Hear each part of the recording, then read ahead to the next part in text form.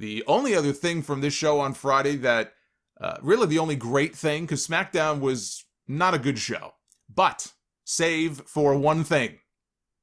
And that was the finals of the Intercontinental Championship tournament between Daniel Bryan and AJ Styles, 2 days before a pay-per-view, with a match that they are promoting as the greatest wrestling match ever, or perhaps the greatest wrestling match ever. They had a classic on Fox on Friday night that is going to be very difficult for Edge and Randy Orton to top. Not impossible, but very difficult. That's why I say Edge and Orton may not even have Match of the Week honors, let alone the greatest match of all time. AJ was my pick to win the tournament when they first announced his trade to SmackDown. I didn't fall for the whole Brie Bella leak, quote-unquote leak, a week ago when she accidentally tweeted that photo of the Intercontinental title. It looked like it was on the mantle somewhere in their home, and it had the Daniel Bryan Yes side plates on it. Then she quickly deleted it, and that caused a little bit of a stir. I didn't say anything on Twitter about it because in case it was a spoiler, I didn't want to, potentially spoil it for anybody. But when I saw that and everyone was like, oh man, she just spoiled the results, I'm like, don't be so sure about that. I'm sure they have a whole bunch of nameplates and side plates made for those belts for, a lot of the key people on the brand. But these two had the kind of match, and I went online, as soon as the match was over, I went online, I said that these two had the kind of match that once defined the Intercontinental Championship. It used to be looked at, and maybe it still is, as the workhorse title in the company. That was the reputation that championship had for many years at a time when you had these giants and these monsters wrestling for the world championship. Hulk Hogan, right, defending against Paul Orndorff, Big John Studd, King Kong Bundy, Andre the Giant, Big Boss Man. All of these large men competing for the WWF title in what at the time was really a big man's territory. But then you had the Intercontinental. And you had people like Tito Santana, and you had Randy Savage, and you had Ricky Steamboat, and you had Mr. Perfect, and then Bret Hart, and Shawn Michaels, and you see a common theme here, right? You see a common thread. Some of the best wrestlers, workers in the entire company held that championship. There's a reason that in some markets back then, maybe it was the B crew, Hogan led the A crew, but you would have live events headlined by Intercontinental Championship matches. And you knew that those two guys would go out there and get 15, 20, 25 minutes, and they'd probably tear the house down, depending on who was in the ring. But that was the reputation for many, many years that title had, right on through the 90s even, or at least until they got to the late 90s, and then it was, well, you know what, I won't even say that, because when you got to the late 90s, early 2000s, then you got into the Jerichos and the Benoits and the Eddie Guerreros, and I think even still, through that period, it was looked at as the workhorse title. But this is a championship that over the years has been diminished. Then they'll kind of build it back up and they'll revive it a little bit when it's convenient. When it is convenient for them to do so, let's put some shine on the Intercontinental. It's almost like they forgot. Don't forget that many years ago, they went, I think it was 7 straight WrestleMania shows. I think it was 7. 7 years. You could break a mirror and have 7 years of bad luck. Like Baron Corbin did in the gym back at the Money in the Bank match. 7 years, I think it was, straight of no Intercontinental title defenses at WrestleMania. That is how much they valued the Intercontinental Championship there for a while. So it goes through these peaks and valleys. I mean, they literally got rid of the title in 2002. They just merged it with the World Heavyweight title when Triple H beat Kane at No Mercy. That was during the Reign of Terror. Then 6 months or 8 months later, they brought it back. In recent years, give credit to The Miz. We've seen The Miz work hard to bring some prestige back to the title. Seth Rollins, I thought, had a fun run for a few months with the championship back in 2018, I think it was, when Monday Night Raw really did not have a champion because Brock Lesnar was gone so much. So the Intercontinental was positioned as the top title on the brand. Dolph Ziggler was in there too. He had a couple of runs during that period in recent years. And so we've seen these peaks and valleys with the belt. These two guys here, AJ and Bryan, they had a classic. 38 minutes, bell to bell, through 4 commercial breaks. It was as long as the Edge and Randy Orton match at WrestleMania, and I know some people are going to go, oh, you're a hypocrite. This was as long as the Edge and Orton match, and here you are singing its praises.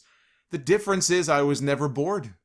I was never bored during this match, and yeah, we didn't have the dumb last man standing stipulation either. It was constant movement, constant action, very evenly matched. Styles would be in control, then Bryan, then back to AJ, and back and forth, all the near falls. A match where you can have near falls is always going to have a leg up on a match like a last man standing because you don't have the benefit of the dramatic pinfalls. So that right there gave these two a leg up on Edge and Orton. That's the difference between the two. Styles went for the phenomenal forearm. Bryan caught him in an armbar. AJ reversed it into a calf crusher. There was a hard back suplex off the top rope by Bryan to AJ.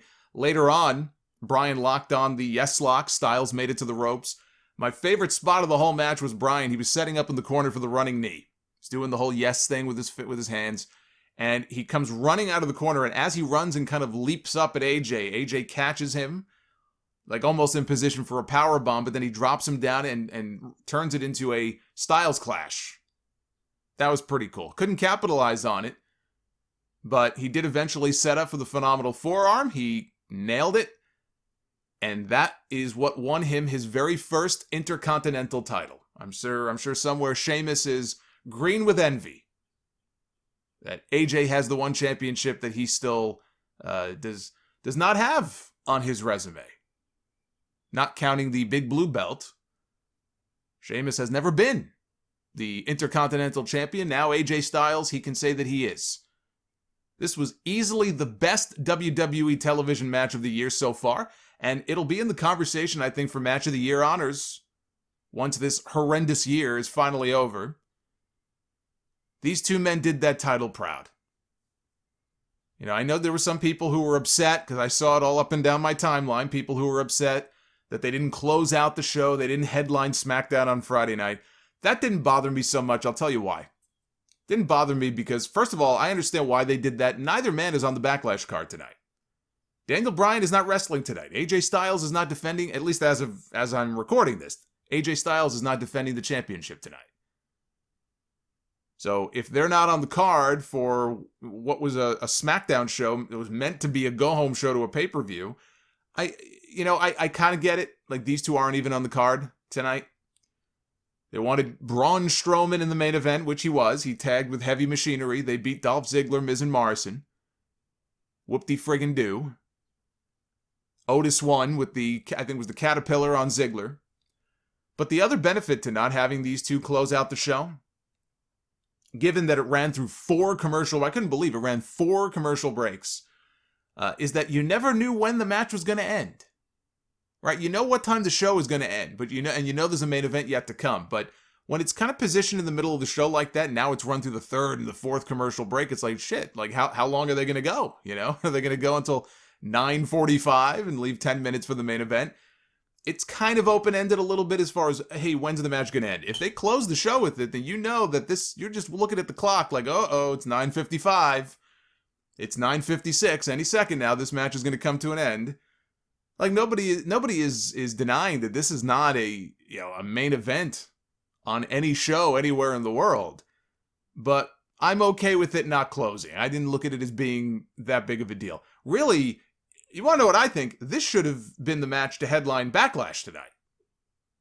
You really want to position that Intercontinental title as something special? They put together this great video package for the championship on Friday showing all of the former champions. They did a really good job. Very sports-like. The way that they put that video together and were really hyping the finals of this tournament. You could have done that and saved that for Backlash. Maybe they wanted to pop a number on Fox. The numbers were up on Smackdown a little bit this week. Maybe that's why they did it. But this is a match that was worthy of being on the Backlash card, and you could have headlined with this match. You headline your pay-per-view with 2 of your best talents in the finals of this tournament that you've been building for weeks and weeks. The fact they're not even on the Backlash card is head-scratching to me. But I thought it was very smart to have Drew Gulak pin AJ Styles on TV last week.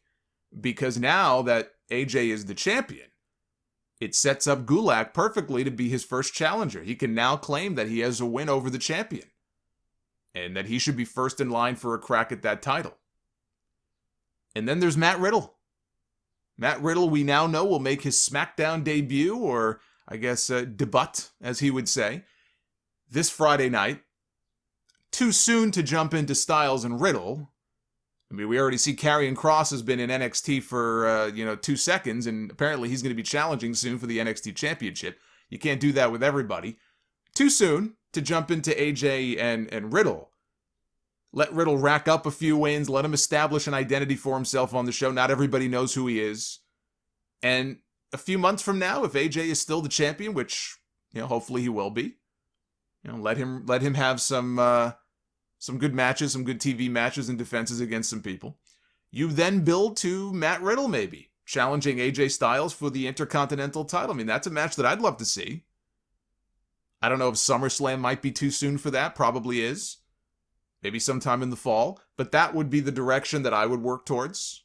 And I don't believe the two of them have ever had a match before.